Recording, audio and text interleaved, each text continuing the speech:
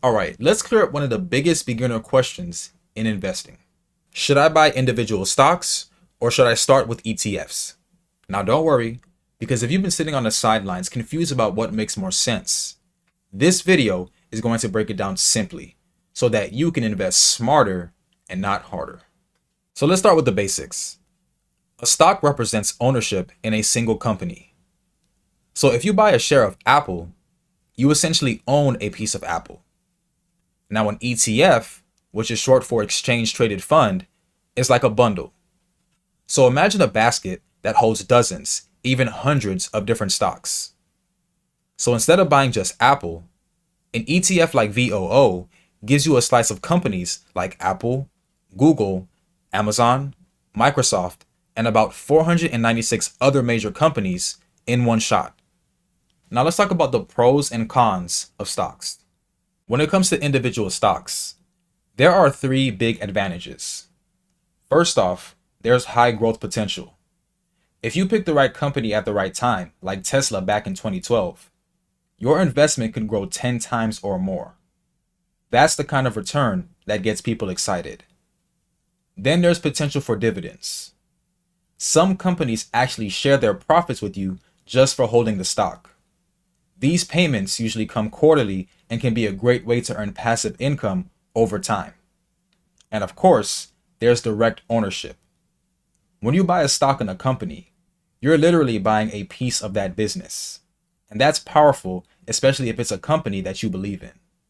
But here's the flip side. Stocks come with risk. One bad earnings report, a lawsuit, or even a leadership scandal can send the stock plummeting overnight. They're also volatile. The price can jump or drop for reasons that have nothing to do with the actual business, just market emotions. And lastly, they take work. You've got to do your homework, research companies, follow the news, study financials, track performance. It's not just investing. It's almost like taking a part-time job. So while stocks can offer big rewards, they demand more attention and come with more risk. All right, now let's take a look at ETFs and why they're such a popular choice for beginners. The biggest advantage is diversification. When you invest in an ETF, you're not putting all your money into one company. You're spreading it across dozens, sometimes hundreds. So if one company tanks, the others help balance things out. It's like having a safety net built in. Next up is low fees. Most index-based ETFs charge less than 0.1% annually. That means more of your money stays invested and working for you instead of getting eaten up by management costs. And here's a big one: less stress. You don't have to guess which company will win big this year. With an ETF, you're writing the average performance of the entire market or sector. It's a set it and forget it kind of approach, which is great for long-term investors. Now, that doesn't mean ETFs are perfect. For one, they don't usually offer that explosive growth you might get from picking the next Amazon or Tesla. In all honesty, you probably won't 10 times your money overnight. They also tend to feel a little less exciting. There's no rush of betting on the next big thing. And yes, they still follow the market. So if the entire market takes a hit, your ETF likely will too.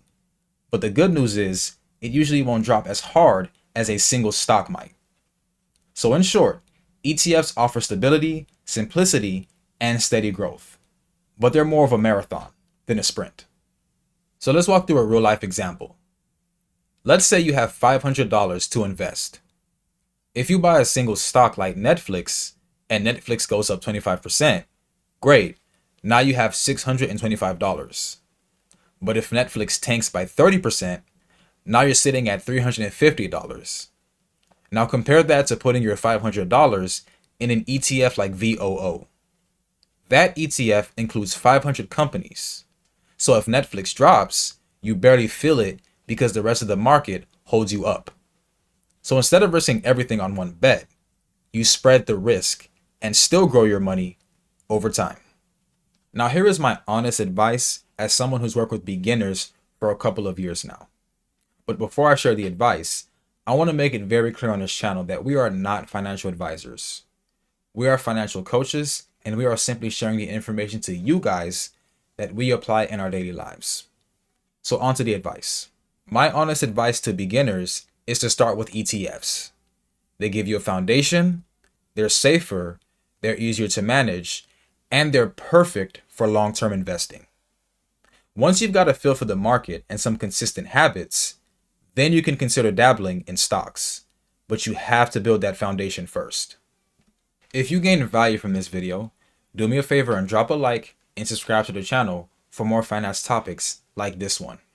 And if you're looking for assistance on setting up your first ETF portfolio, tap the first link in the description of this video to book with one of our coaches.